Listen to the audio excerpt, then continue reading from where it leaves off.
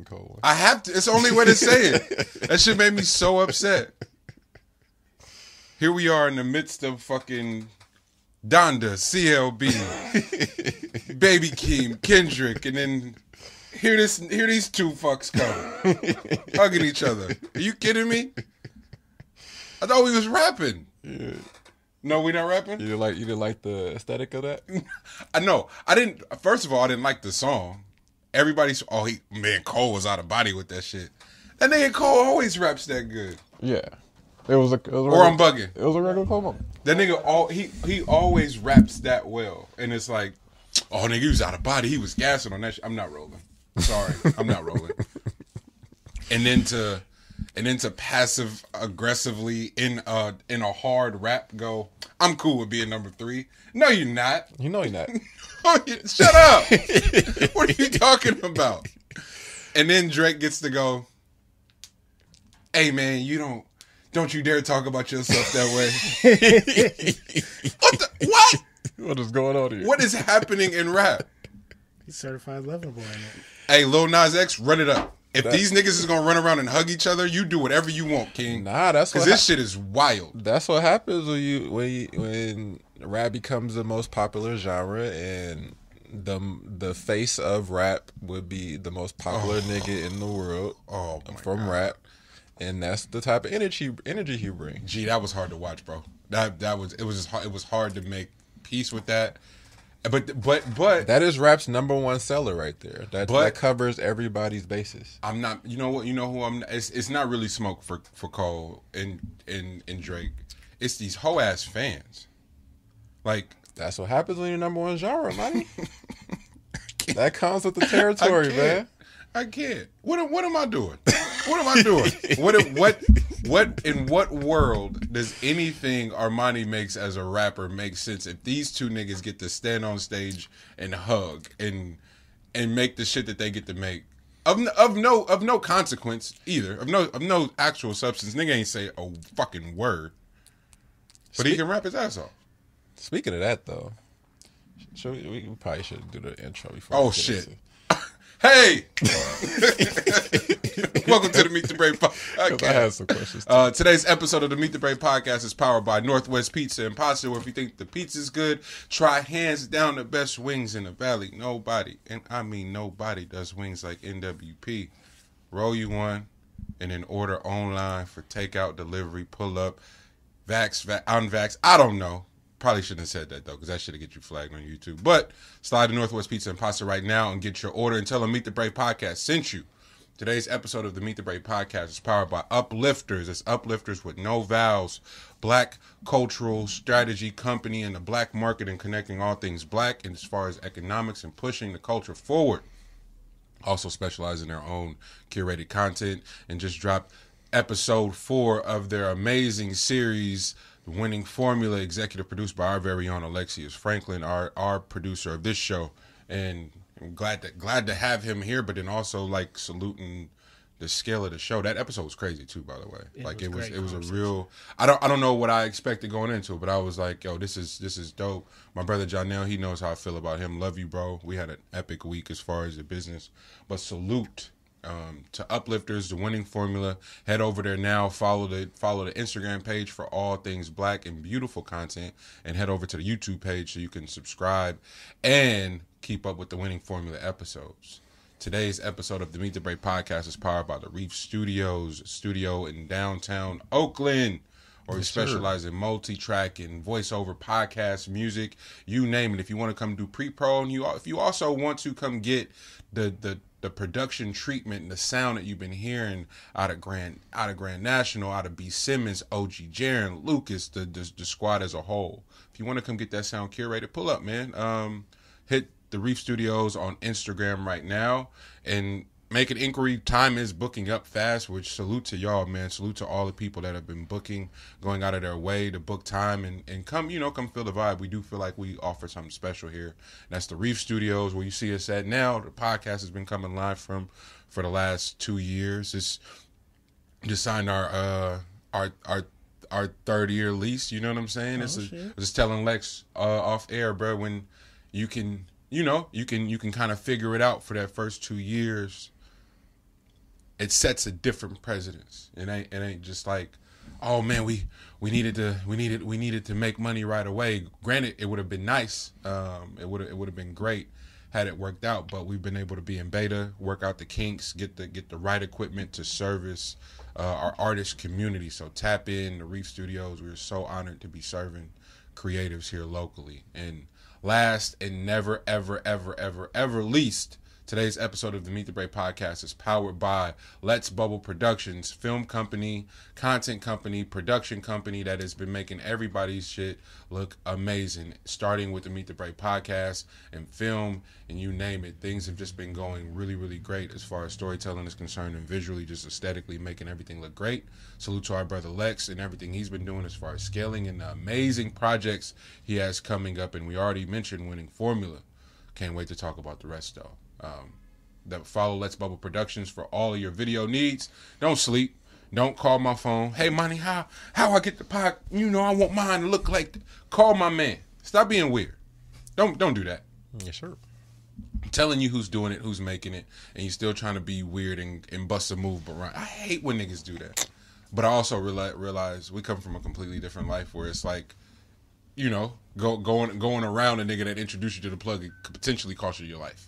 So, in that regard, just don't be a fucking weirdo. Call, if I'm telling you to hit Lex if you want your shit to look fly. Don't call me because I'm going to tell you to call him. And if he send you back to me, I'm going to tell you a stupid price because I'm going to put my dollar on top of it too. I'm just being honest. This is how it's going to go. So, that being said, let's start the show. It's the Meet the Brave podcast. I am Monty Draper. I am LG. Lex, B-U-B. And we're back in fucking studio, y'all. I got to take the L for last week. The Zoom shit. We knew L was traveling. Lex had a hell of a week. I had a hell of a week, and so we knew we was gonna be moving around, moving crazy. And you would think I'd be prepared, Wi-Fi and all the shit. But my Wi-Fi at the crib just decided to act crazy. Salute Britt for hopping on.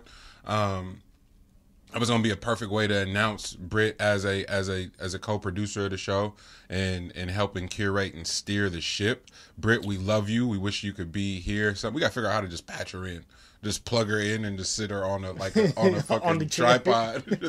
Hey Britt, what you think? Well, but we love you. Conversations with Nation season finale was this week. Please go check out the whole season. But the season finale was a beautiful dialogue. And it actually, she was posting like highlights from the season, and it reminded me of Elle's episode because she posted the clip from that. And I was like, damn, that was your season 2? What a flex! What a flex on just generating really rich conversations that maybe not.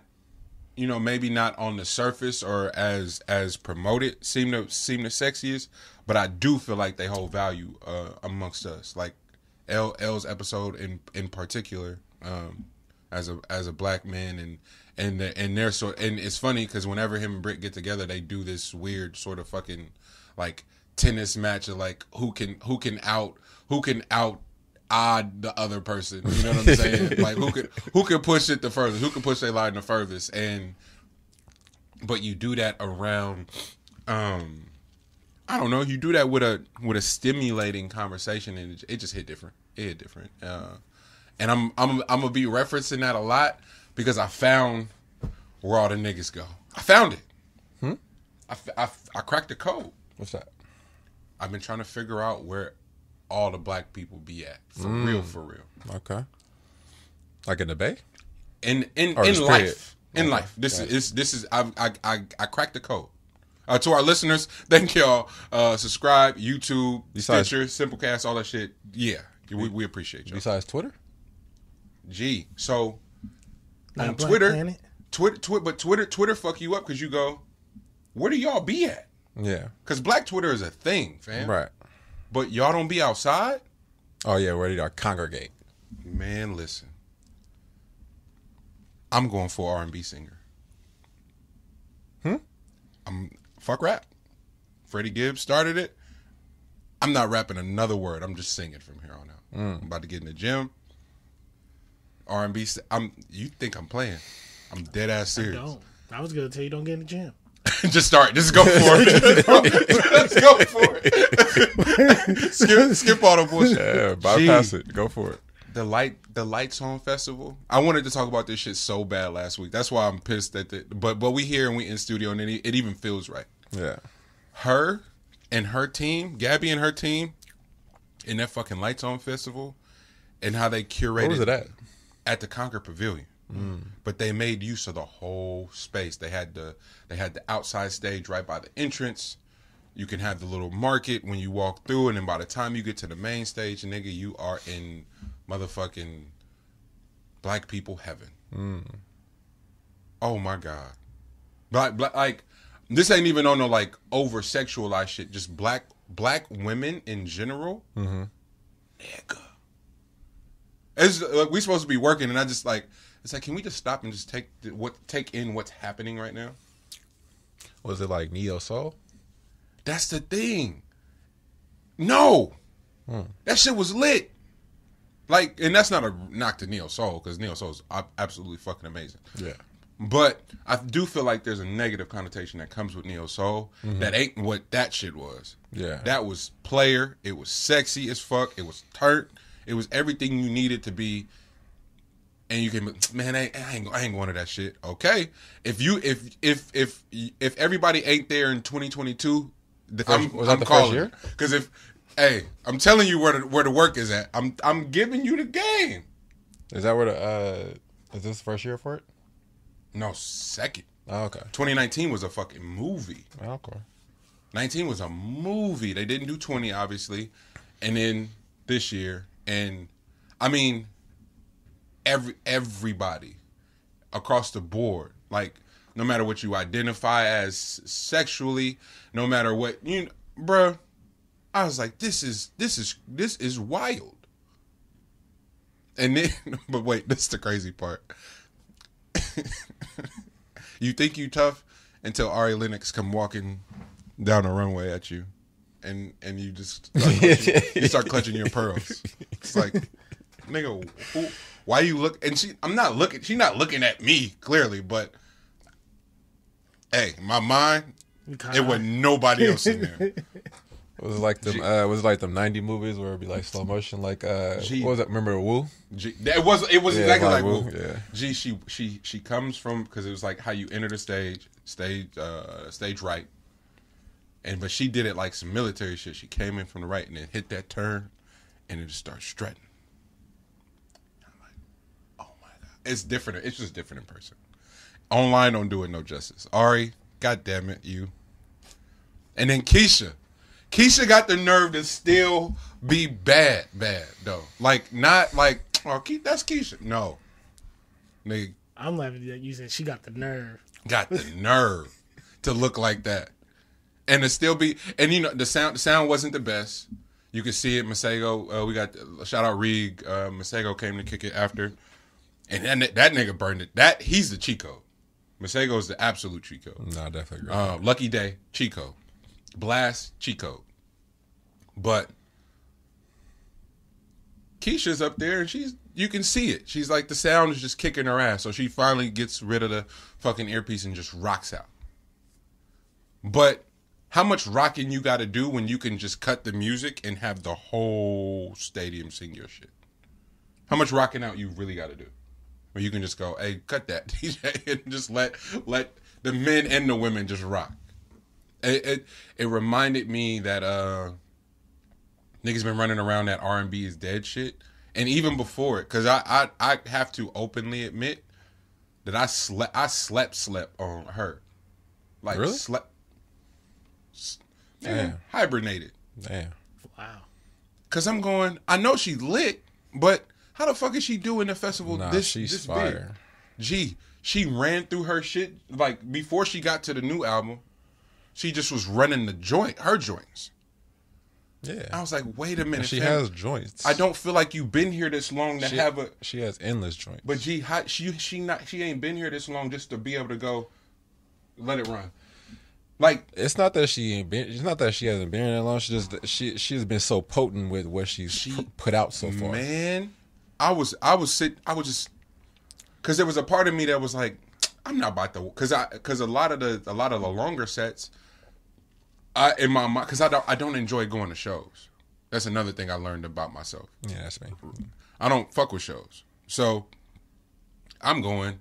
It's an all day festival. We're actually here to work. I'm gonna be tired, so and we weren't required to watch the whole set. It's like, yo, first 3 songs, you can get the fuck up out of there, nigga. Ty Dolla came out. This nigga opened with Faded as a flex on the MPC. He just playing the sample just to flex. I said, bro, what is going on? And then he proceeded to run through hit after hit after hit. There wasn't a song he played that I didn't know. And I don't subscribe as the biggest Ty Dolla fan. Why do I know every song in your 45-minute set? Her came out. I don't subscribe to be the biggest Her fan. Why do I know every song in your set, including your album that just came out in June? How does that work? So that whole R&B is dead shit. Y'all got to stop that because Her. That's a hard no. R&B might be in one of the best runs it's been in a while. Thank you. That's I left there feeling like that because even on the outside stage, I got to see Van Jess live. If you haven't even spent time with their music, go turn that on and just let that run. Just go sit with. Man, that records came on.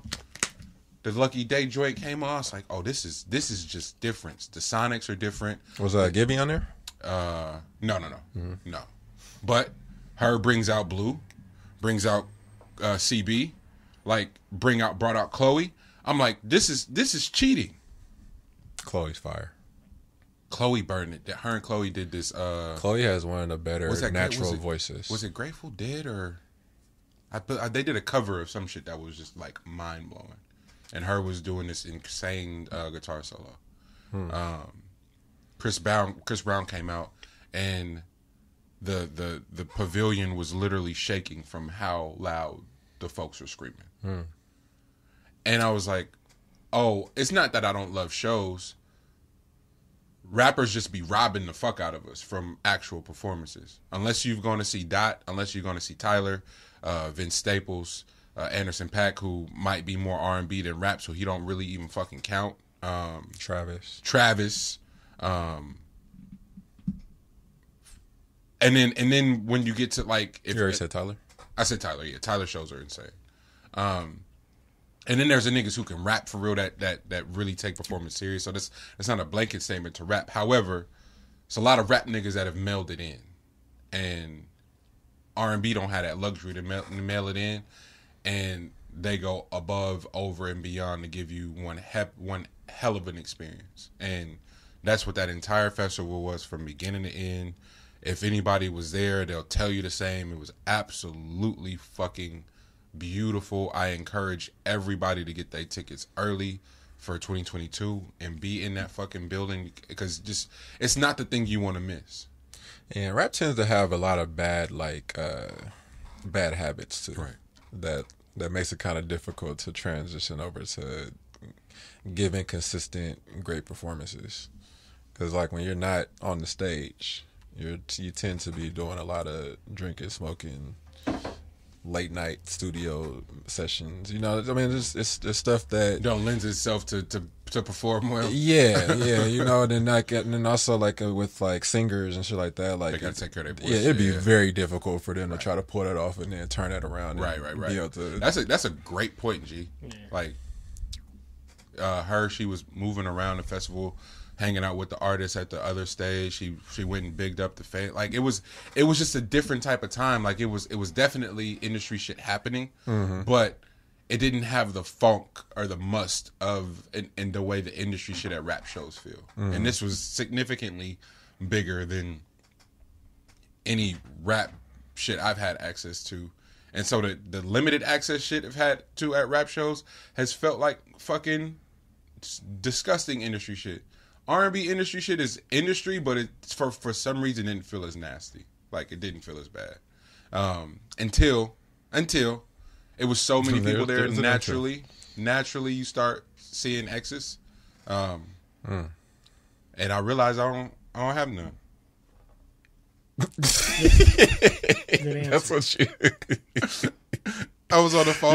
You set it up to come to that. You get to that conclusion. Yeah, I was like, oh, I don't have no exes. Oh, okay. I got eczema. I don't have exes. Like, that's what I told T. She's like, what about your exes? I got eczema, man. My skin is bad, but I don't have no exes. What do you mean, exes? What do you mean, exes? Are you kidding me? Hey. I don't have no exes. Hand me that shea butter. You mind your business. You in my mix. That's crazy. Insert distraction. Nah, but we had to go back and intro. I was ranting, and then Elle reminded me we had not even introed the show yet. We hadn't even officially started. But It was a great rant. The fact that y'all not pissed off is pissing me off even more. So please curb this, like dilute it, G. I don't want to say nothing crazy. Because I already had to deal with everybody standing over CLB. So at that point, after I voiced my opinion on that part, and like it just felt like that was just glossed over, and folks was just like, it was like, that's Drake, and Drake did an amazing job. Once that's the case, then bro, what the fuck am I talking about anymore? So we're talking about J. Cole's Pipe Down freestyle. Visual, beautiful, great fucking beat and concept. So I would not take that. If Drake was to give us an album of pipe downs and I forgot the other song that's on there, but if he gave us like a group of those, then I'm perfectly fine with it. But the combination of the literal blanketed popularity rap shit is just like, bro. I know I sound like I'm hating. I know it. I don't mean to, because Pipe Down is. I don't want popular rap. I think that's what it is. I don't want pop rap, and I get it. Right. Everybody has to. It's all inclusive. Black people are so inclusive. I get it, but. I don't. Black people are hella inclusive. Hey, come on. Yeah, like I just don't. We forgive you. I just don't like popular rap, bro. Like that shit it's nasty. There's a level of nastiness attached to it. When you go for all ears. Yeah. Ooh. That's what it is. It seems like he don't. I was asking myself, what would happen if Drake really took 3 years to concept an album and really take his time making it? He'd kill himself. Seriously.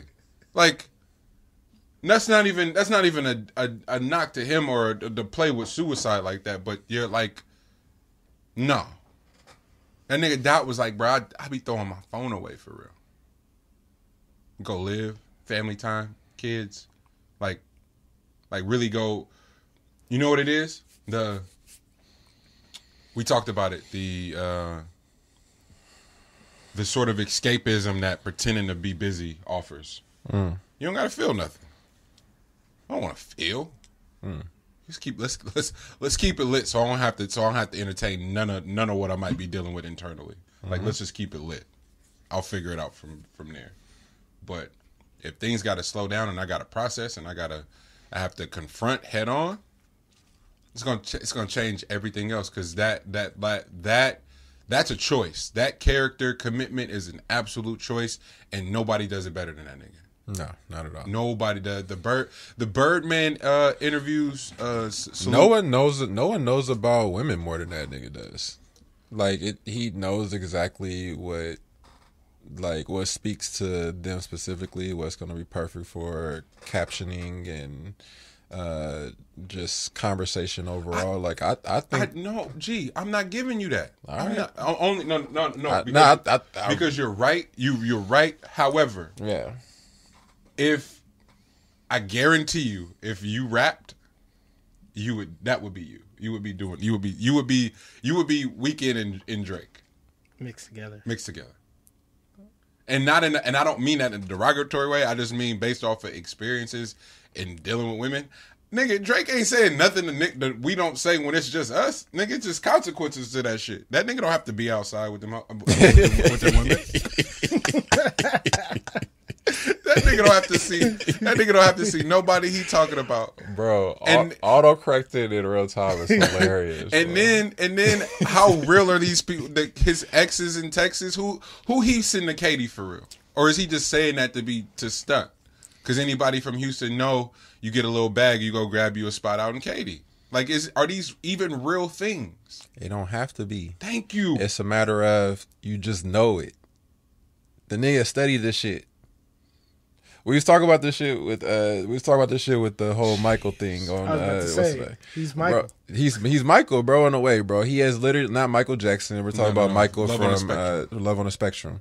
But that nigga has studied, season 2. Shout out B. Yeah, he has studied love, bro. Like that nigga has studied. He has studied just the shit that nigga, folks want to hear. Drake is Michael from Love on the Spectrum is a fucking crazy metaphor, bro. When I said the whole Persis thing, bro, that's what that is. That's autism, bro. That is that.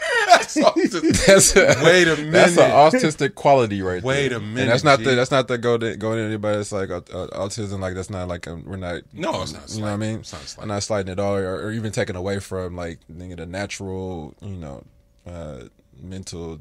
What is that shit? The balance, the chemical imbalance. Chemical imbalance. But I'm just saying that's a quality of that. You know what I'm saying? Like, bro really puts in as much work as he puts in on whatever bars he's saying to make that shit witty and whatever is the same amount of work he's put in on that potential person that is just fucking ever elusive. If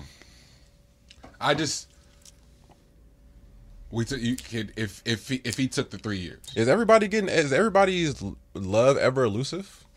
Like, is that the reason why the nigga's popularity is so high, bro? Like, is it everybody like not really actually putting in the work and attempting it? It's that they're all just living in the idea of this is what we want. We just don't want to do the work to get it. Right. Is that the most common quality that people have? It's the most common quality, but it's not just to love. I want this bag. I want this shoes. I want this whip. I want this house. I want this status by any means other than working for it. That's what it is. The idea of it is great. The new fly shit. It was one point in time where all the women in general, but the hood bitches especially, was going to get Yorkies and shit. Now it's fuck it. I'll just have a kid. To fill whatever fucking void isn't. I'll just have a kid and it'll fix everything. Bullshit. I want to be lit. I want to be on. I want to by any means other than putting in the work. Wait, hey, Monty, show me how you man, bro. I want to come. Oh, come to the studio then. Sitting this motherfucker mixing for 12 hours. G. They go. Oh no. I meant the other shit. Like, no, this is the shit that gets to the shit. And like, nah, bro, you sitting in this motherfucker all day? Coffee? Some snacks? Eating cuties? Get me out of here. You know, it's such a trip, but then this is kind of why that Drake and Cole shit was so frustrating. Mm-hmm. Because I don't know. I listen to Donda more than I do either CLB or Cole shit.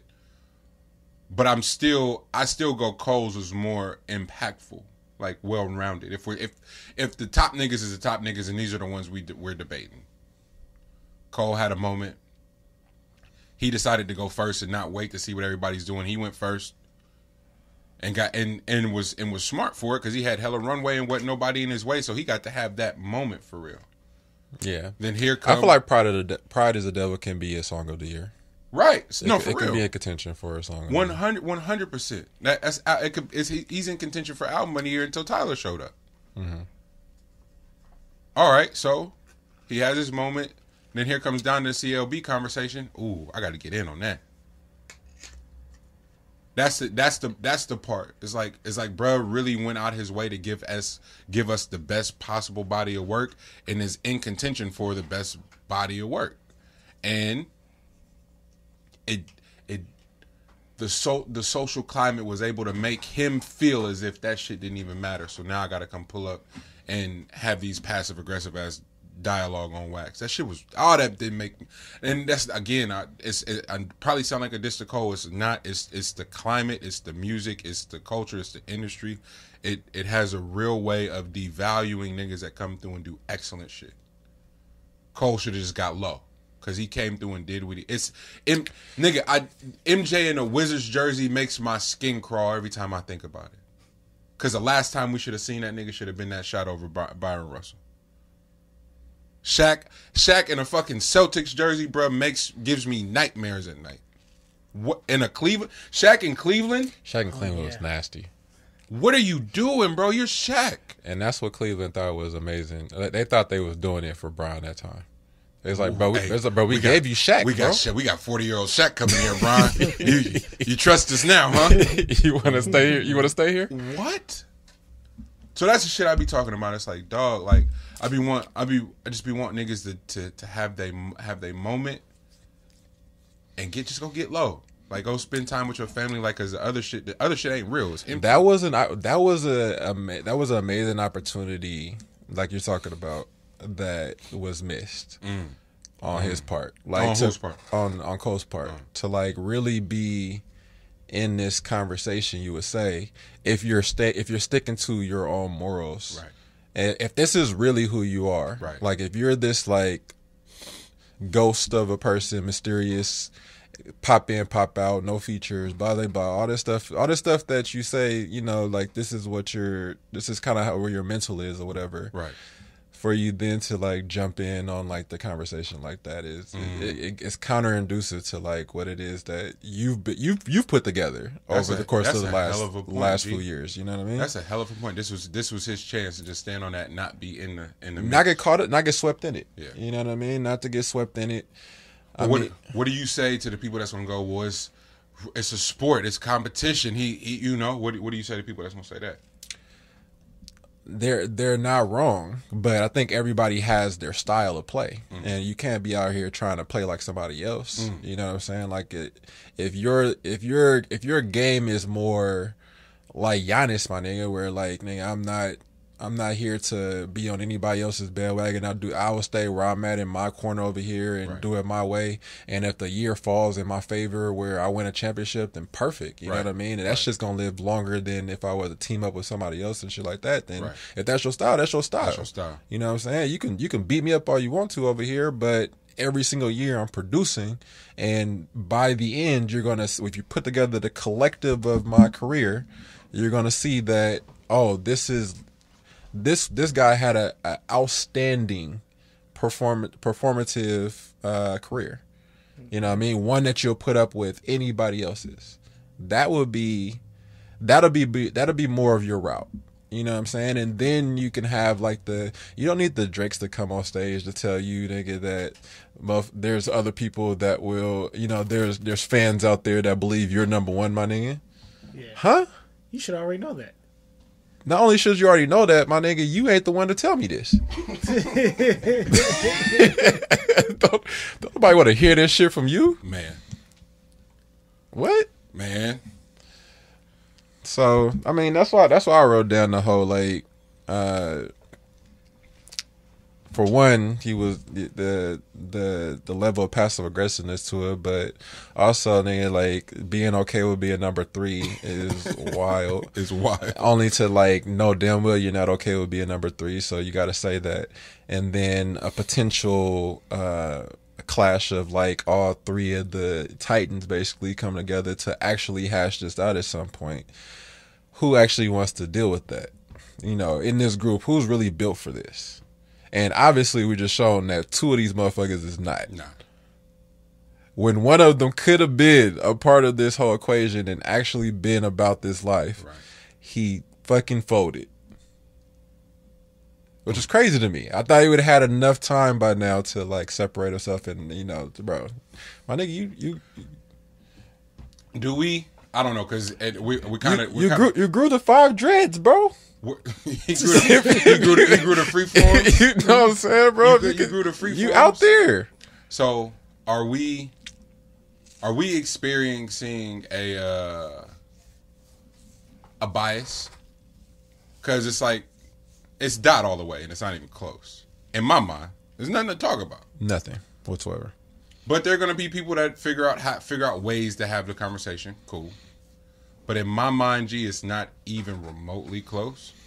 If we're talking about the top, it's just when you think about precision coming through, performing, all the shit. It's just Dot just comes and does what he does. So what the fuck are we talking about? All right, cool. Let's say attempting different, messing with different styles, challenges, putting people on different spaces, different voice octaves, all right, all right, personalities. What do you want? What do you want? What we talking about? So okay, but let's say we have a coastal bias. Mm-hmm. Is anything remotely as disgusting as New York and how they're revealing themselves in their bias? God, I am officially done with New York. Like done. Is it crazy that they just adopted Drake? Have them. Like, Because you know if anything can, like, Drake is unstoppable, right? If anything can stop Drake, it's New York adopting him. No, seriously. That's the kryptonite. New York is because they do it to themselves. I always felt that way, but again, I'm not from there. I don't know nothing. I don't have. It's just speculation, but it always felt that way. And it when I realized it, so why the fuck was Andre 3000 so pressed at that Source Awards? The South got something to say. The New York niggas was up there booing Outkast. Mm-hmm. Okay, strike one. Then there's other shit that's gonna happen in history, but I'm just using these for checkpoints. They boo Outkast. All right, cool. Strike one. Now, Van Lathan posts the Reasonable Doubt versus 400 Degrees thing, and it's like one album is better than the other. Nigga, y'all know how I feel about Hov. I love Hov, but there's no debating which one of those records had more impact in real time. Mm-hmm. It's not even fucking close. But let New Yorkers tell it. Nobody checking for 400 Degrees. No, nigga, y'all weren't. Mm-hmm. The rest of the world, though, knew what time it was. All right, so cool. What, 6 million, 5 million on that one? Strike two. Nigga. Then, the 50 and Ja Rule thing happens. Mm. Ja Rule's one of the biggest artists in the world, nigga. Number one after number one after number one after number one. And then the cool nigga come and tell y'all, this ain't cool no more. While doing the nigga style. And y'all, and New Yorkers let that shit rock, bro. Hey, I remember being a kid going, that's kind of weird, but all right. Because clapback was hard to me. But I get it, because the 50 wave was just so big. I fully get it. Fast forward to the verses.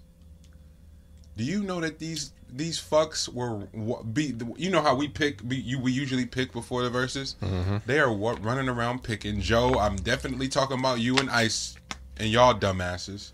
Them niggas picked Fat Joe to beat Ja Rule in the verses. 20 songs. Lean back. Lex. Lean back remix. Lex. How many lean backs you gonna put in there? Is there any world where you pick Fat Joe over Ja Rule? No. Like, And everybody was blowing me up because I've been saying it for however the fuck long on the show. Y'all got Ja fucked up. But okay, nonetheless, the verses happens and everybody's, oh man, we sorry. Y'all didn't know that one of the niggas who it's only been a few niggas who have come through and have done what Ja Rule did, and y'all had the nerve to undermine him. He's the original Drake. Yeah, supposedly number one songs don't play well in the verses from versus aficionados. Number ones don't play. What are you talking? I'm so done. That goalpost get moved for every single I'm individual. so done with these experts, G. The experts and their biases. It reveals itself. And New York goes, we don't understand why the industry is doing everything to stuff, because y'all literally are just wave riders. Whatever the wave is, New York, just come hop on it. What's that? What outside of they've been riding that? Oh, we where it started at, nigga. I don't even know that to necessarily be true. Y'all started hip hop. It was niggas on the West Coast doing techno and drum and bass shit for a long time that don't get credit for that shit. So I'm not rolling. This is crazy to say. No, this is absolutely crazy to say. No, I'm fed the fuck up, bro. I'm so fed up. Run that shit. I'm so fed up.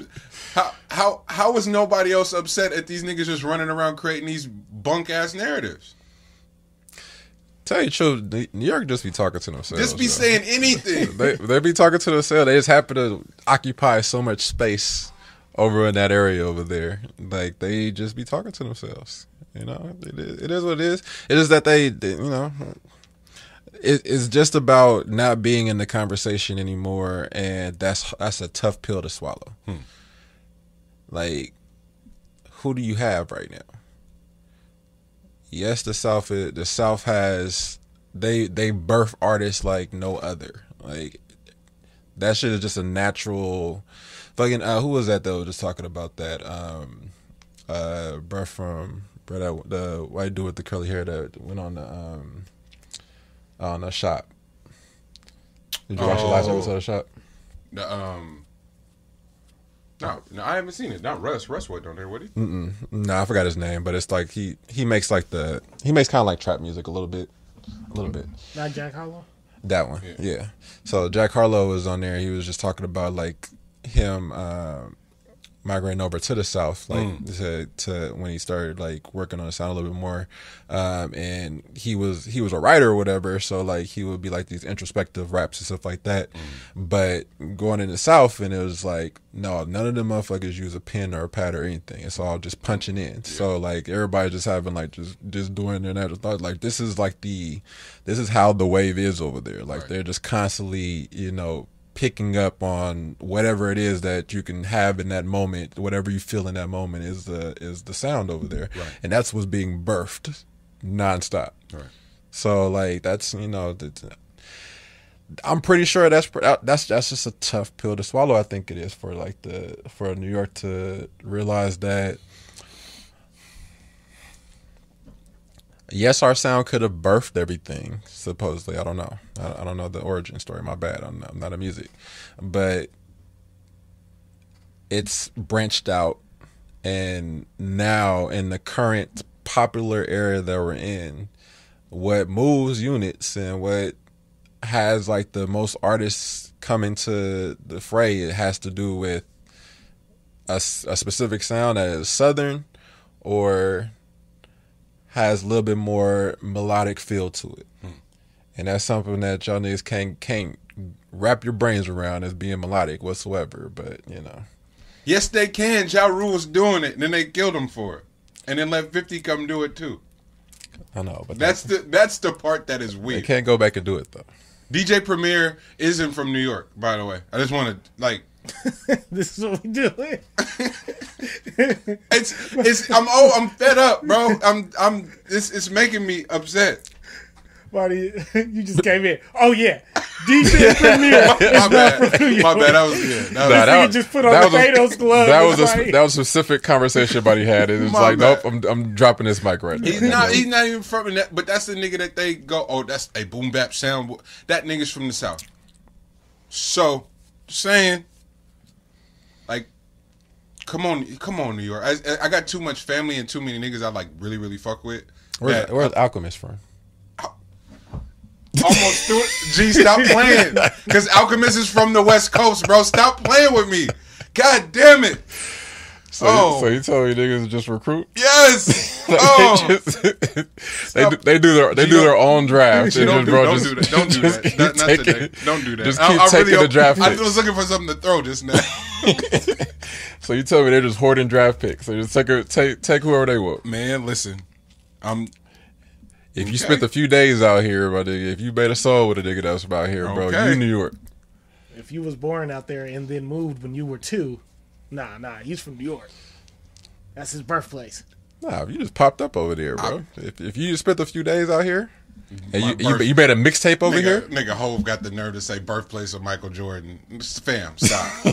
You don't get to do that. You don't. Who else y'all vote? Who else y'all vote? We speak hella about just evolving, and again, Jack in the Box gotta stop it, bro. Right, that looks like something that's gonna kill you. Death. Spicy tea. Oh god.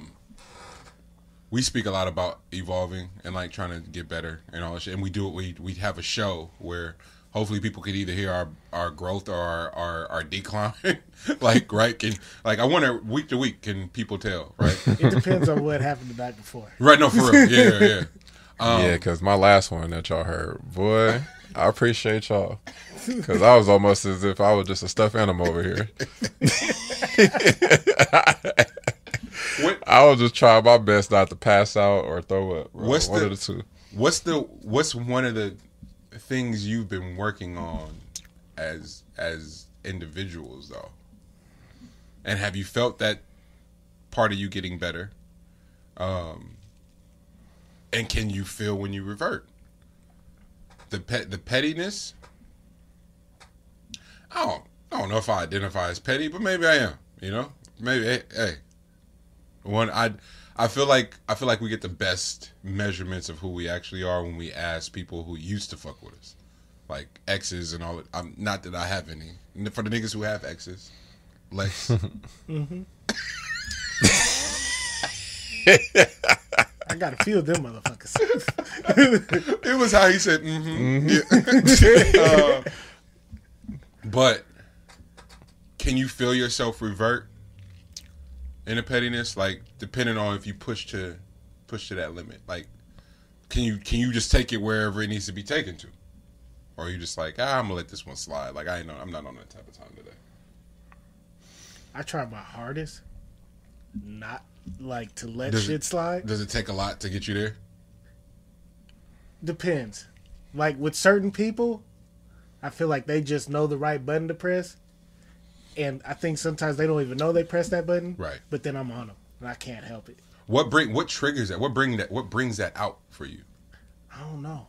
That's why. Is there any one thing, or is it a multitude of things? Is it a general, like, all right, bro, we here now? Like, one of the things for me is if I tell somebody, like, hey, you gonna do this, it's going to piss me off, and they know that, and they still just end up doing it, and then they'll text me like an hour later and be like, oh, my bad, I forgot that upsets you. Not even upset, but just petty. But nah, because see, is then, petty is the same for you? Okay, because see, then after that, I have to get back, and that's where the pettiness comes in. I don't care that you apologize. Now I'm on your ass. Yeah, see, now you understand where the pettiness comes from. Yeah, I mean, for me, I think petty is just a natural thing. Like, I think that's that's just part of your day to day. Yeah, I think that's like the first. That's tight. That self-awareness is awesome. That's like the initial reaction that comes up, because for me, moral high grounds are overrated. What? Bro, like, I was kidding. You mean it. I was totally kidding. They are meant to be used on the elderly, a parent maybe. Sometimes grandma will be trying to have the last word though, and I don't be rolling. Sometimes after so many years, look, fam, I ain't 7 no more. I'm gonna say what I got to say. But like, I think for the most part, people be needing to hear certain things, and sometimes you have to be the one that introduces this to them. Being sick is fucking awesome. Like, we're getting an insight to this nigga's brain. No, for real. You have to be the one to introduce this to them, because they could have been going their entire lives to this point with somebody allowing them to like operate within that space or whatever. And it's like, at what point is somebody going to like actually don't have to burst a bubble, but like at some point actually like let you in on a little, put a mirror up to you, like let you in on some information. Right. At what point does that take place for you? Or does everybody just let you just skate by or just have you with this like false, like, because I'm all about people being hella confident in themselves, but I hate like false confidence. Like, I hate motherfuckers that's just like fucking operating on crutches. Like, you over here just letting them go because they got some type of why doesn't that get enough fucking nigga, what's the word?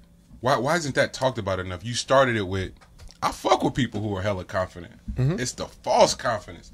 G, you might have unlocked it for me. Like I don't like the moral high ground shit. That's my forte. Like diplomacy, nigga. If I can avoid some static, I'm gonna avoid it. Yeah. For whatever reason, false confidence sets me off because it feels like the one thing that can undermine a collective effort or a community or the bag, nigga. Like, say you don't know, my nigga, so we can move the fuck on. Like, if you can't do it, cool. We can work on it. It was like it's like who? It's like, get your left hand straight. Like, all right, nigga, you got to be trash for however the fuck long, but naturally, the more you get to work on it, Kobe, always work on your weaknesses. But the false confidence, we're not even acknowledging the weaknesses, and the weaknesses always reveal themselves when the static is present. So now I'm like, okay, now I'm ultra petty because we here. You was up when we were up, and now we down, and you fucking you're unraveling. Get from around me, please. My bad. You're spot on. I just feel like, why are we handicapping so many people? You know what I mean? Like, because you got to think about it. We're moving into a time where people are the most handicapped they've ever been. They're allowed to be as handicapped as they are. Wow. And if you communicate, or anybody that was born with a handicap, the last fucking thing they want to be is to be treated as handicapped. Facts. Motherfuckers that ain't got a lick of things that they should be worrying about, all of a sudden want something to be, something to hang their hat on like reason why they weren't able to perform at their maximum. You know what I mean? Like shit like that. Right. So like, why not bring this to their attention?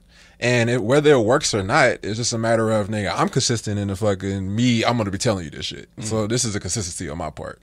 You have to make a choice on if you want to hear this shit or if you want to go back to like your fucking, your comfort zone of like motherfuckers that would be out here just telling you what you want to hear. That's, that's two different people. You know what I'm saying? Maybe that's the way that I look at it. You know what I mean? So my petty is very fucking high. Sheesh. Very high. Is it a It's like 50 Cent high. Damn. That's, I mean, which I hella appreciate 50's fucking pettiness, bro. Like, I'm sorry. What's the psychology behind it? Well, for 50, but or for you identifying, because I don't know, maybe that's another part that's a strange quirk of me. When I identify so strong with somebody, there's a psychology to it where I'm going, oh nah, bruh's comfort in living in that space says so much. Like it's really when 50 isn't saying anything where his pettiness jumps off the page to me, or he's just like, nah, I'm comfortable in this. Like, this isn't an act, yo. Like, no, this is me all this fucking time. And so when people try to match it, it's like, oh, please don't do that to yourself. Please, Paul, baby. Well, you're not playing with the same cards. Like 50's cards is that his parents died early, and that he didn't have a support system whatsoever. So it isn't like somebody that he's like. There's nobody there's not a protection, or not, I wouldn't say a protection, but there's not somebody that you can hold in front of him, dangle in front of him as like a you should give in card, or I'll touch this button. You know what I mean? Like, you don't have that thing to hang over. It's not like he has it's not like a family that you're like, oh, this nigga, you need to pipe down before this takes place. You know what I mean? That's not so that's the part I connect with. I connect with the whole, like, you have to know earlier the better that shit ain't sweet out here. Now, if you have an opportunity to live life for as long as possible, if forever, with a different thought process on it, like something where it hasn't been presented to you and shit has been flowers and sweet and shit, then, and you get to live in that, you took that pill that allows you to be in the matrix that way, then that's fucking dope, and kudos to you. You know what I mean, for not having to actually see.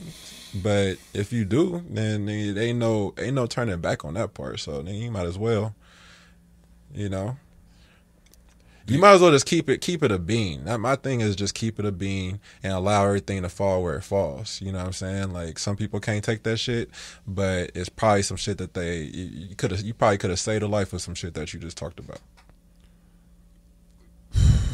The shout out Britt for that for sure. that last question, but this one too, I thought was fascinating. In the world of business, do men only respect the minds of women that exude masculine energy, logic, and pragmatism?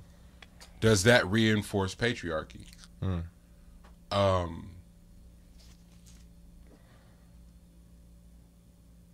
gonna keep it a bean with y'all. A lot of my learning for a minute now, is through the lens of, like, you know, just norms and fucking privileges you just been mobbing with unbeknownst to self. And then you talk about the seeking handicaps and way outs and shortcuts and all this shit. Like, it's, for me, for whatever reason, it's all wrapped into one. Like, maybe I'm bugging, maybe I need to work through that, but it all feels to be rooted from a very, very similar place, and not acknowledging certain shit, and not being surrounded by people that challenge you or just make you feel uncomfortable. Like, and not in a, oh, I'm scared of you, just like, damn, somebody's gonna say something in this group thread that I gotta be like, I don't know. I didn't realize I had such a problem with because once back to the petty shit, it was like, that bothers me so much because it was something that I struggled with for a long time, and going, hey, I don't know. Like, and that goes all the way back to school. Teacher to do schoolwork, go home to do the homework, don't know how to do any of it, and my mom is been working crazy hours, taking care of all the kids, and she's frustrated. Mm-hmm. So homework was fucking torture for me, and she's going, fam, wasn't you paying attention in class? And I'm like, yeah, but damn. The teacher did ask if we knew, and because I didn't want to be embarrassed, I'll be like, yep, and then raise my hand. Instead of going, nah, I don't know. And teachers get such a bad rap because teachers don't want to leave a kid behind and just keep shit lit. In a perfect world, they'd explain it once and it all, but we know it don't work like it's grown ass niggas. You got to explain shit a million times too. So of course you got to explain it to kids, especially when they learn different. You ever think about when like, if there was a pandemic back with our parents? I wouldn't be here. If Coco had to, I'd be dead. For real. Not because she would have killed me. I probably if they had to put up with us, bro. Wow. when all kids is outside all day, or you gotta put up with us while y'all trying to work and shit, and there's a pandemic going on. Nope. Either I'd be we ain't dead, gotta go to school. Either I'd be dead or a teenage father. One of the two. What? That is the only two things that could have happened. It's like the neighborhood chick, the little girls down the block was fast too. Fast as lightning, Granny say. What? Fast as lightning. We had a house a few houses down. Hey, that was fast. The house on the block with the little fast girls. What you outside doing? You hooping? Yeah, we hooping, all right. Shoot, you still have action in the car right in the front. You know what I mean? Wow, you wild. Right before they had a sideshow pull up on us one time. That is like, that shit started developing, and then it was a full blown sideshow. We in the foggy windows. This is entertaining. This is hella fun. As we're trying to talk about patriarchy, this is where we go. B, we clearly love you. Yeah. In the world of business, do men only respect the minds of women that exude masculine energy, logic, and pragmatism? Does that reinforce patriarchy? Yes, Brittany. Fuck. What? Yeah, you got me. You got me. What do you mean?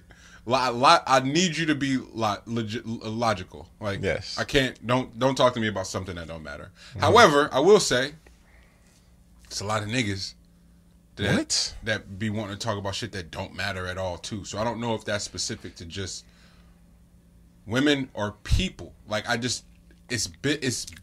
need you to understand this business is not personal. But a lot of times, especially in music and creativity, we spend a lot of time talking about niggas' feelings and shit, and it's just exhausting. Because I'm talking about something on paper where there's a formula for it. There's metrics that it can be measured by, and I gotta have a fucking conversation about your feelings, bro. If you want it to be feeling driven, make that shit in your house, and accept the fact that you might not ever monetize a fucking cent from it. Cool, but leave me out of it, because I'm pretty clear on the movement, what we're trying to build, and what you got to buy into. I don't really want to talk about your feelings. I don't want to talk about nothing that isn't in stride of the business. The wellness portion, again, this is where the pretending part kind of sets everything back. It's like, hey, if you start here, I'm not well, I subscribe to this, I think I deserve this, and like I can hear all the entitlement, but you didn't took me in around the ringer pretending that you're advanced and you hear about the business. As soon as the business shit get come up and your feelings and shit get challenged, now you are of no use, and are more likely to undermine the whole movement behind your punk ass feelings. Now I can't do nothing with you. That's for men and women, for me. So I don't know if that's specific to just women on my behalf, but that definitely is something in just a business space that I struggle with, for me. No, I definitely agree. I mean, business and feelings don't do well at, coexisting. I don't think they really go too far together. So there is a level of pragmatism that's needed. More the merrier, more the better when it comes to business, because it's all calculations. Like, it's not like sit down and talk about how y'all feel about such and such taking place. You know what I mean? That's kind of where business is getting sullied, today with like social media and stuff like that. Like, a lot of shit spills over that was business wise gets spilled over into like, everybody to, have their opinions and feelings on. That's like I'll say that's like a subsection of business now. It's nothing like business now is trying to like figure out their footing and get their footing with like the possibility that so many things can get leaked out information wise, and people can have their opinions on it and have their think pieces, and then more people can chime in, and it could really damage a lot of the inner workings of what it is that you're trying to do or what you have been doing for whatever period of time. There's a good and there's a bad to that. You know what I mean? And everybody should probably think about their variation of that, because when you are lowest on the totem pole, that's when you want the most change to take place. But as you start to move up the ranks and end up, now you're in that top tier or in that upper echelon group. Now you want to temper down the change, right. temper down the change, and you end up being what it is that you hated in the first place. That's a part of business. You know what I'm saying? Like, the more business savvy you become, the more you're like, oh, you know what? I see the time. I had some wild ass feelings before, bro. Like that shit I was talking about before. That shit is null and void now. I was tripping. That was from my angle, and that's how much information I had at that time. You know what I'm saying? Now I don't want that shit. That's not how we will be running things around here, and that's just like right. That's a commonality of that shit. The more you know, the more you go, oh, this is in place for a reason. Yeah, exactly. You know what I mean? Like, we gotta make sure more people don't know about this shit, because I get fucking equal pay. That was a great conversation last week too. We need to bring it back up whenever Brit's around. But the idea on this one right here, though, I think that there is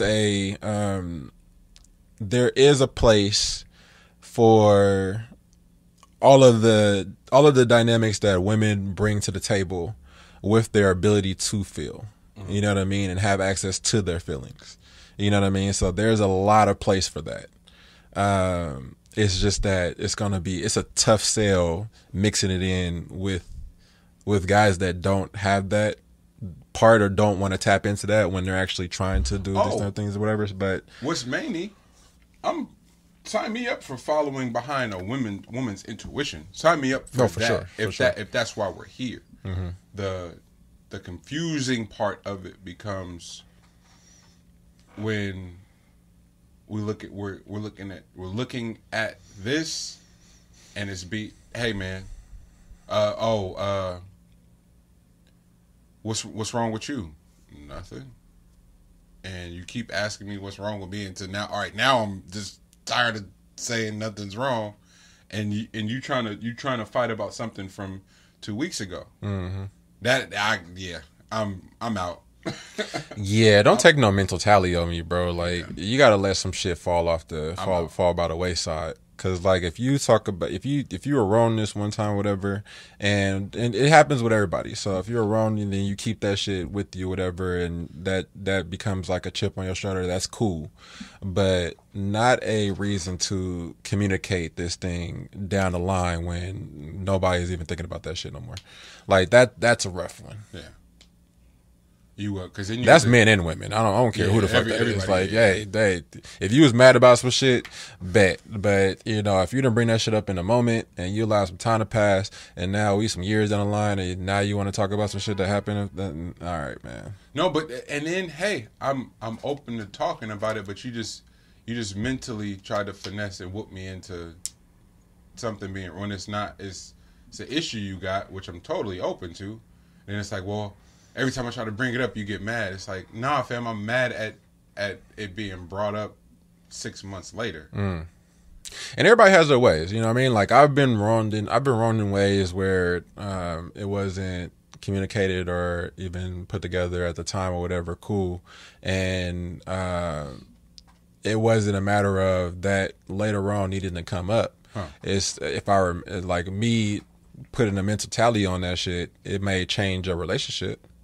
Like it might be an adjustment in like, how you rock with an individual, right? Because you got to keep your head on the swivel when it comes to like how this person does their business or operates within these spaces. You keep that close to the chest or whatever, and they may never actually get a grasp on what it is that they did, and there doesn't need to be a conversation about it. It's just know that shit happened, you know what I mean? And I think that's a way that you can go about some shit. But I'm just not big on like the whole like, yeah. I mean, sometimes communication is important. I don't know, man. Don't talk to me. Man. My bad. I don't know, man. We're driving the other night, and I'm stoned out of my mind, like high. We got some pretty trash weed, and was like trying to make it work for a minute, and then but I don't claim to be a consumer enough to go, oh, this is trash. Like you know what I'm saying? It's like I know when I'm high, and I know when I'm just like I got a headache. You know what I'm saying? Mm-hmm.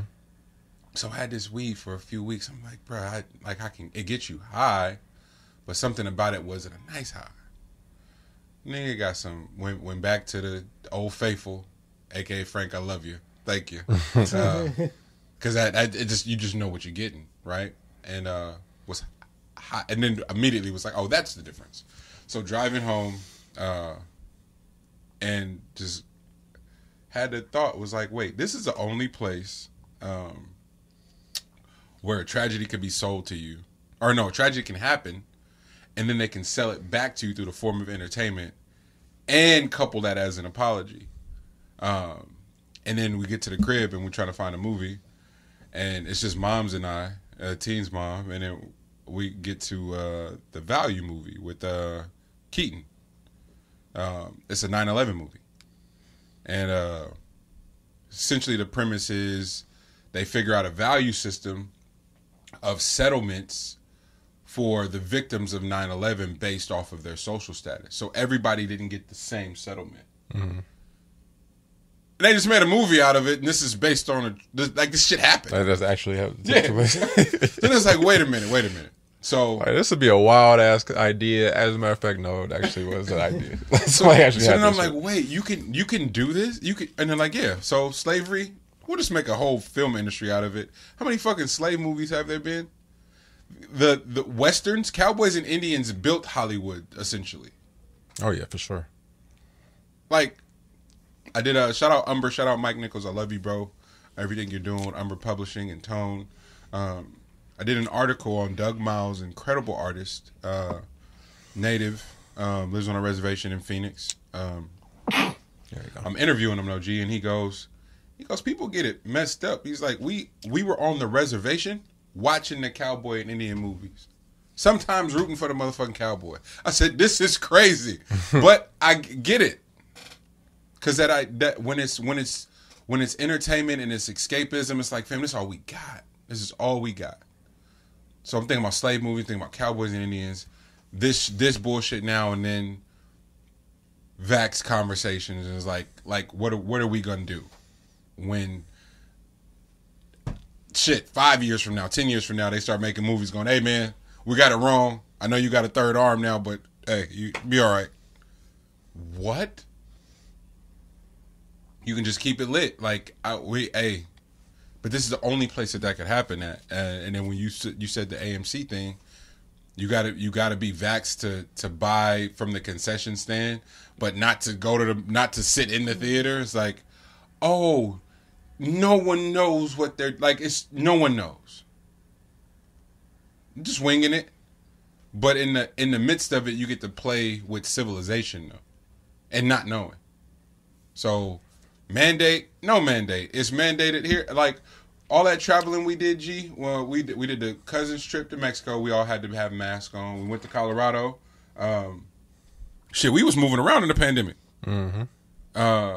We was moving around, right? Mm-hmm. Mask on every flight, because mandated. Nigga, the CDC didn't mandate it till a year later. But you thought you had to, and so they showing all the videos of these white folks losing their mind in Florida and putting on no travel ban because they going, by law you really can't make me wear the shit. Bro, they was talking about that shit recently. They was talking about like the this year being like they're about to bypass like the most like public issues or it was like interactions with the employees on flights. They're gonna bypass that in 2021 more than they did in like the last like whatever amount of years, and that shit was like crazy, right? Because like they have like folks like one cat got in trouble for his mask and tried to rush the cockpit. Wow. And I think that just happened this past weekend. So they was able to subdue him or whatever, but like, yeah, bro, for sure tried to rush a cockpit over a mask. So they out here wilding, bro. And this isn't anti anything or pro anything. It's just an observation of just like, fuck. Like the amount of troubleshooting and manipulation and tweaking and moving around that are just done with people's livelihoods. It's just like, and for there to be no regard, man. And then to go for AMC, for the theater and the concessions to have two completely different rules is just absolutely, like, y'all in the same building and aren't even on the same page. That to me, that I don't know. It's crazy. Yeah.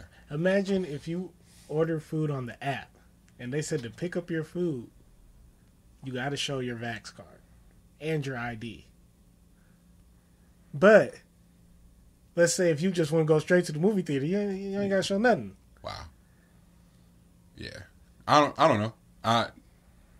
Do what you do. But even in an entertainment space, is like, granted, two different things, institutions and all that shit. But what it also, because Britt said it too. She's like, how much of these characters, was talking about the movies that are being made, and then when they make their COVID or quarantine film, what it's going to consist of, how much of just character portrayal in general lends to reinforcing certain shit, right? So she specifically used Leslie Knope from Parks and Rec and in Jess, which don't you dare. Don't you dare come for Jess. No, Jess is untouchable. But that well-meaning, hyper-vigilant white lady, like, how close is that lady to the Karens we've seen? And no, they're not too far off. Like them the ones that I have tons of black friends and I identify or I work with underprivileged youth. Like them be the ones for real. I don't know. I just once she said it, I was like, God damn it, Brittany. Thanks for ruining it. Now I'm not fucking with new. Like I was already starting to have trouble with clickbait. Nigga, I almost kicked the TV at the end of clickbait, fam. The white girl was already getting on my nerves with her antics and her entitlement. How she would just walk in the rooms talking crazy. She was talking so crazy to her sister-in-law and that shit. And it was like all dismissed as her having some sort of fucking like emotional chemical shit. And then for it to be filmed in Oakland, and then that was just a. I don't know if y'all watched that shit yet, but goddamn it, that was one of those experiences that was like, yeah. Just because everybody keep telling me to watch it, I haven't watched it. Yeah. I'm your guy. I'm not gonna do that to you. Yeah. So you're saying I should watch it? No. I was pissed. It was a fun experience. If you know, cool. But it just so much shit made me mad. But I've been repeating that in the portrayal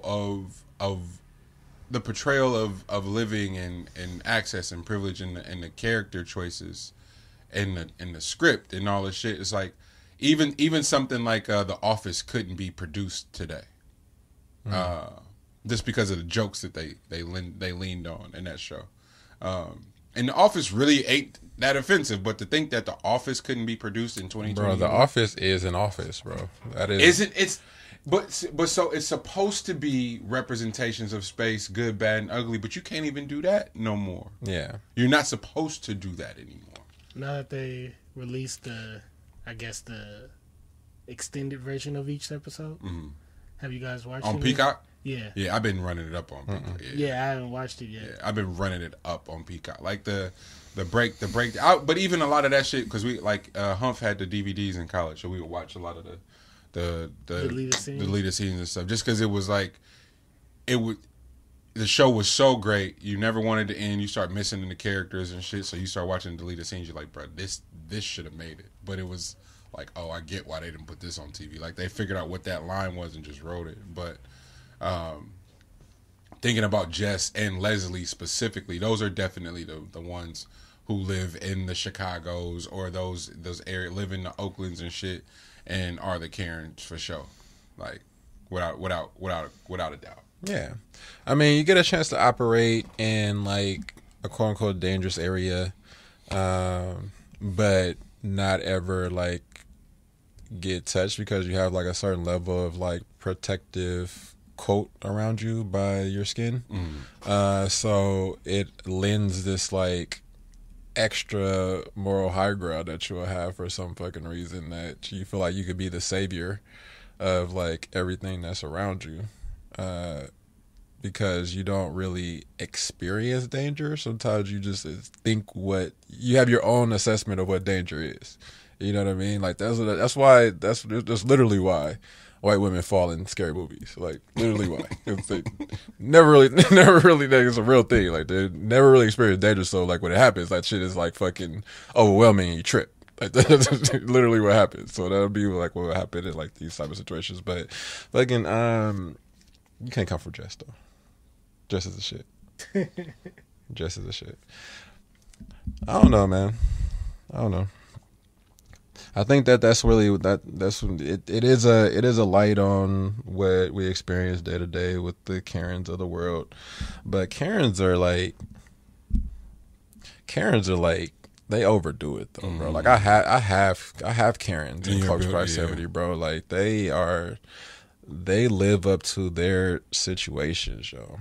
Like this is them to a T, and they can't help but like butt in.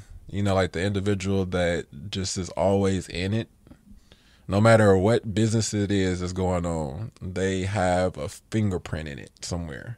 And it's just like, how the fuck do you find yourself in this situation or in the like? How do you find yourself in a mix all the time? Like, somebody else want to report? How are you the one that always knows some shit? Right.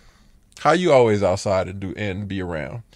The ones that got the Citizens app and shit, trying to tell me about the dangers around the corner. Have you seen it? Bro, why? It's not even the Citizens app. They just got the ring. Right. Bro, do you know how nutso you got to be? Like, okay, for one, I already feel like people got to be a little nuts to watch the news. Like, for you just to consume the news. To listen to the Citizen app is a fucking Bro, illness. but for you to pay attention to the Citizens app and just know every little detail of things that are happening in the neighborhood, you're going to drive yourself nuts. Your anxiety levels are going to be out of this world if you actually know all the things that are taking place that could or could not happen to you. That's the thing. It could either happen to you or it can't.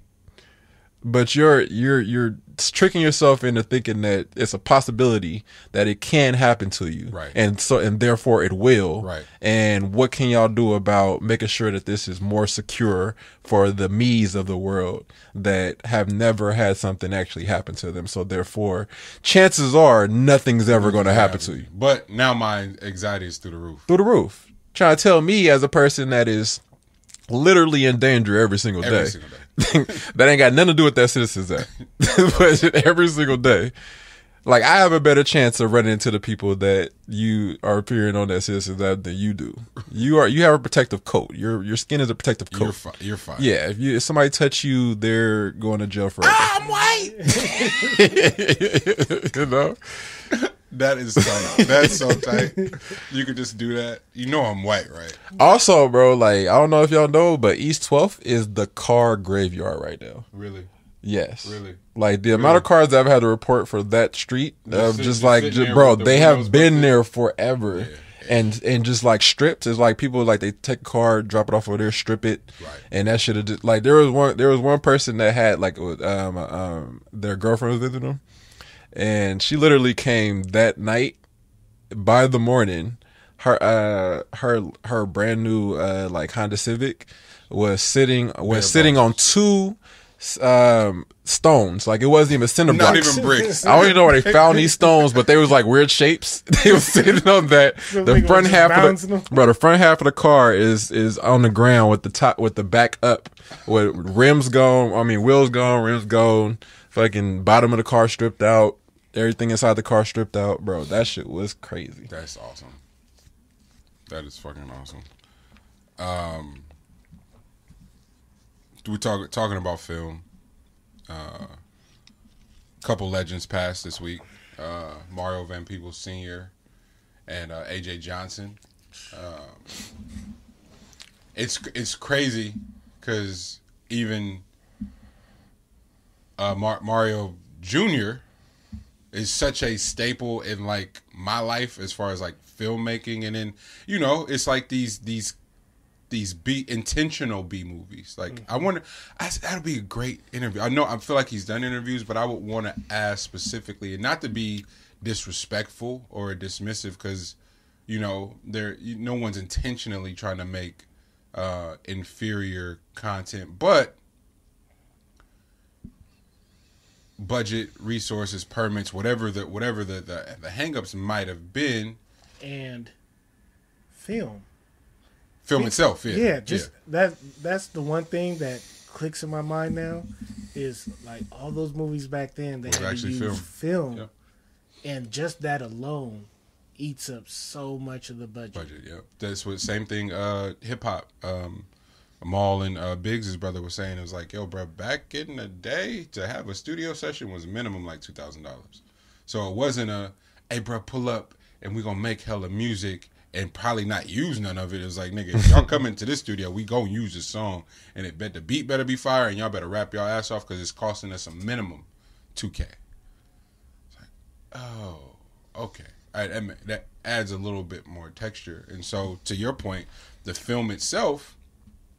But Mario Jr. being such a staple in my life, it made me really, really want to know what role Senior played in, like, our parents and that. Oh, you know what I'm saying? Yeah. Like, it didn't even dawn on me, like, Mario Van Peebles Jr. is a junior for a reason, you know. And then it was like, and then his dad and my mom posted about. I'm like, oh, damn, you know. So I wonder. so many things, like the impact his father had on him as a filmmaker, and just like exploring that, you know, and because, you know, as a filmmaker, shit, if Sid's like, Dad, I want to be a filmmaker, like, are you terrified for her? Are you excited? Both. Both. She has this idea of, I want to do this, but I still want to be able to do what you do too. That Right. So like when I'm, like I say all the time, when I'm editing, she'll just come in the room, she'll watch me a little bit, then she'll play with her toys, and then she'll sit on my lap and watch me a little bit more. Like I said, when I got this new camera, she like looking at the camera like, what is this? What is this? Yeah. Why is this here? What are you gonna do with this, Daddy? Yeah. And I'm like, I have plans to do this and this. Like, we talk about it, and then she's like, so when do I get to come with you on shoots? And I'm like, as soon as you become 9, that's when I'm gonna start like taking you, because I know you'll be really self-sufficient. Yeah. Like, you can figure it out. Kevin Hart, I was pleasantly surprised when he was talking to Cube about that specifically, and like Cube was saying how proud he was that his son just loved music and film the way he did, but he also wasn't gonna do the nepotism thing. He was gonna make him work for it. And Kev said the same thing. He's like, I'm actually like hopeful that my kids get into it, like in some regard, you know.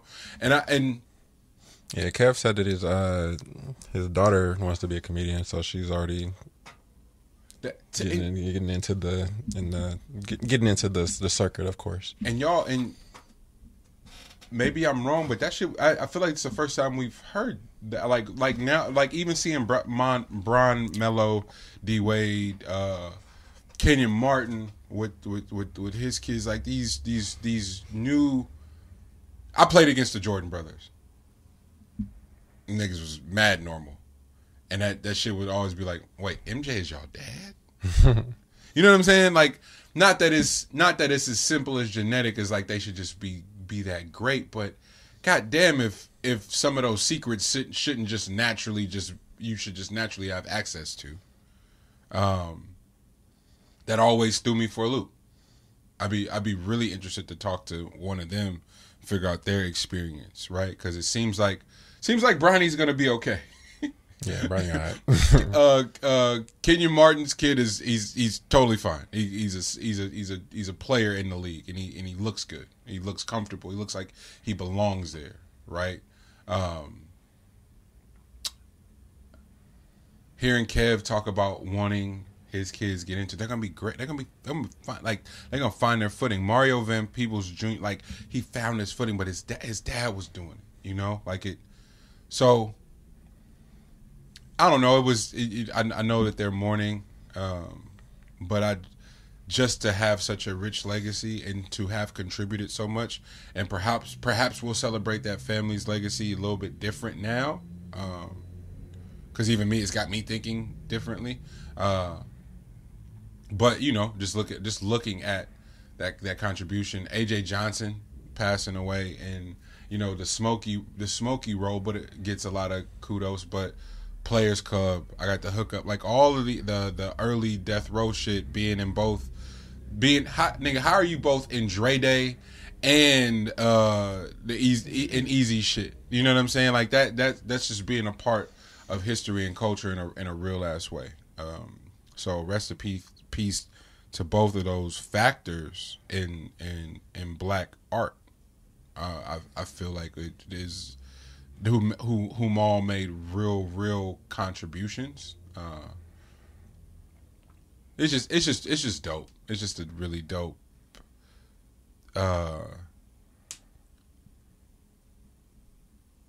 You know, I don't know how much tradition we actually possess, but as far as like contributing to art, to film, to music, to storytelling, to fashion, to culture as a whole. We kind of generalize it and dismiss it as like, oh, everybody can do it. No, nigga, everybody can't be an AJ Johnson. And like, hey, I got this much time on screen. I'm gonna make the most memorable character. It's not something to just go, oh, everybody can do it. No, it's not. And when you start to do the math on it, and so perhaps maybe we start celebrating each other different too. So that was my feelings and sentiments in and around both of those gentlemen transitioning and what they contributed to film, black film, black cinema. Yeah, I don't know. Are you into this new craze of giving out the gold roses? Tell me more. And you see that they have like a box of like gold roses that they get. Isn't that what? I swear I feel like that's what Drake gave. Oh yeah, but also they gave what was it? Ja Rule that on the Drink Champs too. It's like a box of like gold roses that you give to somebody. Are they real gold or is it like chocolate wrapped in gold foil or something? I would hope that is gold, but I don't think it's like actually gold. Don't give me no box of chocolates, bro. But the Drake and Cole thing, you just brought up an interesting point, G. It's like Drake was attempting to give his man his flowers, and that's totally okay. I wasn't dissing him for that. All the other optics around it, cool. But I'm going, hey, you guys don't even have the burden of saying a fucking word or words. You don't. Doubt, on the other hand, has had to be perfect every outing. Mm-hmm. And you pose an interesting question, G, that if Good Kid isn't robbed by the Grammy and Macklemore and actually gets the Grammy for Good Kid, does he even make To Pimp a Butterfly? And then what To Pimp a Butterfly does what that does, and then it spawns Damn, and the Pulitzer arrives. Are you saying you suspect that things would go different? Or are you just asking the question? Just asking the question, because everything happens for a reason. So everything has a cause and effect for whatever transpires. So my thing was, for those that are so caught up in what the masses version of what success is, how damaging that could be to an individual's true purpose and I guess their potential, because I would like to think, this is just revisionist history for this, but I would like to think for how amazing not To Pimp, Good Kid, Mad City is, because you have to remember, what was it? What was the song that he had on that album? On Good Kid? Yeah. Money Trees, Poetic Justice, Kill My Vibe. No, Sing About Me, I'm Dying of Thirst. Right. You have to think about, if you were actually listening, that song alone should win the Grammy for that album. You would think, if you're actually thinking, as a voting member, subtle flex. No, absolutely not. Okay. Because of who's voting. Got it. Shout out to the Recording Academy, and the Music Matters Foundation, and all the people that are working now trying to bring awareness to that. But voting in the Grammys is exactly how voting for a president and Congress and all that shit works. Niggas don't know. And the people who actually show up to vote really have zero incentive to know the nuances of hip-hop, especially then. And something like I'm with you. Sing About Me, single-handedly, should have changed the world. Yeah. But them folks didn't have to know a fucking thing about that. It's just factoring in, paying attention to like the time, effort, and details that was put into that particular track. Like the impact, I would say, of that one would make sense to me. But if that's not the case or whatever, but for that not to transpire, then it would be for one, a chip that continues on, but also a breath of fresh air, because what it means is that your competition should be yourself. Like what you put into the work moving forward should only appease yourself, because you did have the options on there that was going for the industry ear, which was like the Drake song and you know what you try to do with swimming pools, and that was trying to check all the boxes, and it did not work out in that particular work. So then that means there are there could be loftier aspirations or whatever, I don't know, but as an individual, your competition should therefore become yourself on like what it is that you you know, who you're actually doing this work for, as opposed to what it was originally set out to be. You know what I mean? And I think that is what brought about the rest of the catalog. I couldn't agree more. Because he could have made a Good Kid, Mad City sequel, exactly, like a duplicate of that, if that had worked the first time. But to completely pivot to your point is a direct response to, hey, Punch, hey, Top, I did what y'all told me to do. We got the single, we got the Drake feature. All right, bet, and we still didn't win the Grammy. Let me go do my shit then. To Pimp a Butterfly is completely left. It challenges everything we think we know about music, specifically hip-hop, and it gets all the accolades. Damn, he goes even a step further on some weirdo shit, and it delivers. Get the fuck out of Genius's way. If you're going to support, but don't try to do both and go, hey, this is what the system says we need to do. That's not why I'm here, bro. That's not even why y'all signed me. Stop playing with me. That's not even why y'all signed me. But you want me to fall in line and do what the system says to do? Fuck out of here. Random question. Yes, sir. Do you think it was Punch or Dr. Dre with Good Kid, Mad City? I think it was all of them. Absolutely think it was all of them as a collective. It's not, and it wasn't, and they weren't wrong. They weren't wrong. Here this short, funny voice kid is here with shit going on. It might be an anomaly. They might not let us stay in this motherfucker, so let's catch us one. Fucking Problems is going. Let's lead with Swimming Pools and let's get the Drake feature, nigga. It's a recipe for success no matter what the fuck. And then get the remix with Jay. And we still don't get the Grammy? All right, bro. Then if that's the case, let's just swing for the fences and do what the fuck got us here. To Pimp a Butterfly comes out and the world is thrown off its rocker. No one knows what to do. Like, it fucked everybody up because niggas was trying to drop albums and was trying to do the flex and shit, and here this nigga comes with this beautiful conceptual record that uplifts and shines, makes black people look like they've never looked before. Keep up now, niggas.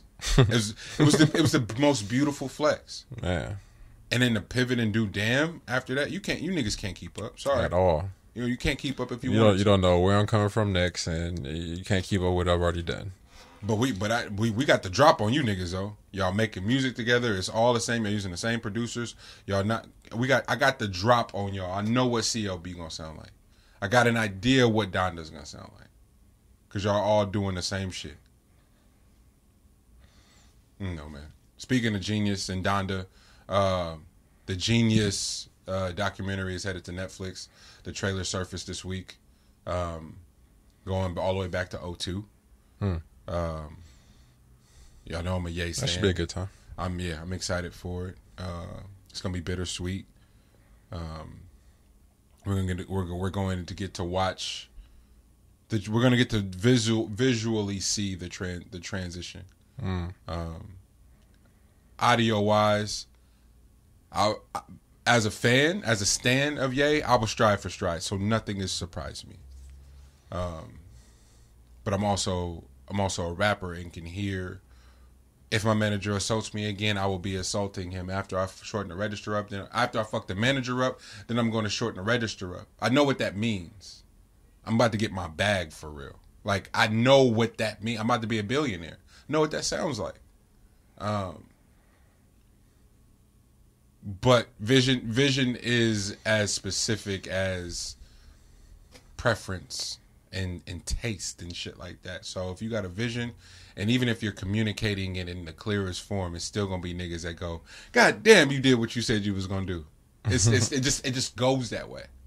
And Ye's no different. From his label mates to his president, his CEO, like them niggas didn't even believe that he would be this thing. So to take anything personal, if nobody believing you or seeing your vision is just, sorry, get over that, please. If no matter where you are in the world, just let that shit go. What did you say it's coming out on? Netflix. Oh. Yeah. Check that out. That's what I got, fellas. How y'all feel? Yeah, Netflix got an interesting little series that just popped up that I might need to tap in on. I don't know what part of Asia that shit's coming from, but that shit's crazy. Yeah, that shit look nuts. Which one? What is it called? It's something game. That's not the Woody Harrelson joint. Not Squidward Game. Yeah, it's like Squidward, something like that. That's not the Woody Harrelson joint, though, right? No. Okay. Mm-hmm. I don't think so. Okay. Squid Game. Squid Game. I think it's called Squid Game. Yes, but that looks interesting. Yeah, watch that shit. Yeah, I definitely want to see that red light, green light shit. Yeah, but that looks interesting. Long overdue, but the Candyman, finally gotta try to see that. Yeah. Wait. I haven't seen it yet. I was waiting for it. I knew you had seen it. I was waiting for you. All right. Now, what'd you say? What? Well, I can't think of her name right now. I should probably look it up so I can say it. But I do like them holding off on waiting for it to come out in theaters, especially given the way that it's shot. That should only come out in theaters. Like, it wouldn't have made sense for it to be DVD, or not DVD, but streaming services. But I liked all the detailed stuff. Like, they really cared about it, and also that Jordan Peele isn't the director; he's a producer. So I left it open or went over to, I forgot her name. I don't say it's Nia. I don't know. I forgot her name, but anyways, but she ended up being the first African American woman to direct a horror film. To direct the number one film. Wow. In they hit the box office or whatever. So that was beautiful. And then like what they did with it, man, like telling the full story of the concept of what Candyman is, not specific to just the original character, but just like what has been passed, the urban legend of it over the years, what that embodies. So, and it was shot beautiful, like Lex said. Yeah. The way that it was shot was amazing. It wasn't so much about the kill. Also, like, only white people died in the movie, so I love that shit always. But yeah, it was dope. Love on the Spectrum season 2. Yes. How we feel? I haven't got to watch it yet, but I'm excited for it. Right. See, this is why this show was dope. I had no idea what that shit was. Season 1, like, I wasn't even checking for it. Oh, Love on the Spectrum? What? Oh, fire. No, fuck no. And we talked about it on the show.